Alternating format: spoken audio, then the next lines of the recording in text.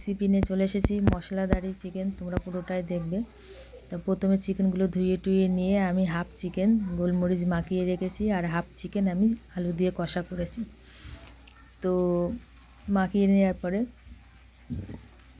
তারপর ঘি দিয়ে চিকেনগুলো আমি ভেজে নেব।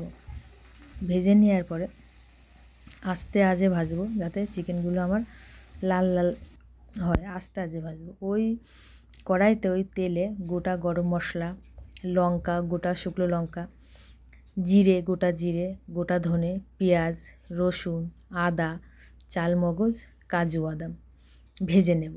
ভেজে নেওয়ার পরে নুন আর চিনি দিয়ে আমি ঠান্ডা করে বেটে নেব মশলাটা।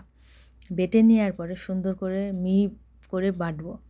বেটে নেওয়ার পরে যখন বাটা হয়ে যাবে তখন আমি ওই কড়াইতে ঘি দিয়ে চিরা কাঁচা লঙ্কা আর কাশ্মীরি লঙ্কার গুঁড়ো দিয়ে ঘিটার মধ্যে দিয়ে একটু ভেজে নেব।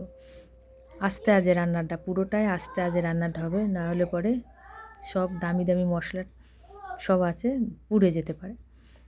তো যখন আমার ঘি, চিরা কাঁচা লঙ্কা আর লঙ্কার গুঁড়ো দিয়ে আমি ভেজে নেওয়ার পরে যখন ভাজা হয়ে যাবে তখন ওই বেটে রাখা মশলাটা দিয়ে দেবো। বেটে রাখা মশলাটা দেওয়ার পরে সুন্দর করে আমি আস্তে আজে কষাবো। টাইম নিয়ে কষিয়ে কষিয়ে যখন তেল বেরিয়ে আসবে, তেল ছেড়ে দেবে, সুন্দর একটা গন্ধ বেরাবে মশলাটা দিয়ে, আমি বুঝতে পারবো কষানো মশলাটা কষে গেছে। তখন আমি টক দই দিয়ে দেবো। টক দই দেওয়ার পরে আস্তে আজে দিতে হবে, যেহেতু টক দই মশলাটা দইটা কেটে যাবে। আস্তে আজে আমি কষাবো, টাইম নিয়ে কষিয়ে কষিয়ে ভেজে রাখা চিকেনগুলো দিয়ে দেবো। ভেজে রাখা চিকেনগুলো দিয়ে টাইম নিয়ে আমি কষাবো, একদম আস্তে আজে টাইম নিয়ে কষাবো, নাইলে পরে আমার মশলাটা তলায় লেগে যেতে পারে।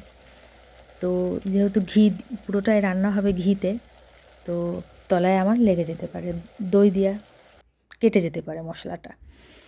তো মশলা দিয়ে সুন্দর একটা গন্ধ বেরিয়ে এসছে আর তেলও বেরিয়ে এসছে। ভেজে রাখা চিকেনগুলো দিয়ে আমি আবার টাইম নিয়ে কষাবো। টাইম নিয়ে সুন্দর করে ঢাকা চাপা দিয়ে দিয়ে সুন্দর করে টাইম নিয়ে কষাবো। দেখুন বন্ধুরা, কত সুন্দর কালার এসছে,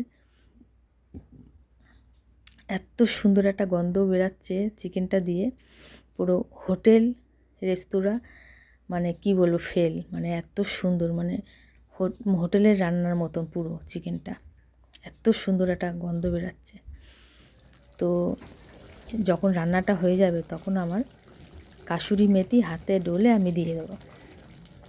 এত সুন্দর হয়েছিল বন্ধুরা রান্নাটা, তা বলার মতন না, মানে অসাধারণ যাকে বলে, এক কথায় অসাধারণ। তোমরা এরকম ঘরে ট্রাই করবে, বাচ্চাদের এরকম করে দেবে, দেখবে সোনা মুখ করে খেয়ে নেবে। আমার রান্নাটা তোমাদের যদি ভালো লেগে থাকে বন্ধুরা, লাইক কমেন্ট শেয়ার করে দেবে। আর পেজ থেকে দেখলে পেজটা ফলো করবে, আর ইউটিউব চ্যানেল থেকে দেখলে আমার চ্যানেলটা সাবস্ক্রাইব করে দেবে বন্ধুরা। তো শেষমেশ আমরা খেতে বসে গেছি বন্ধুরা। দেখুন বন্ধুরা, অসাধারণ হয়েছিল, আমি পরোটার সঙ্গে দিলাম খেতে, খুব সুন্দর হয়েছিল খেতে। তো তোমরা ওতে অবশ্যই বলবে আমাকে। Tata, by.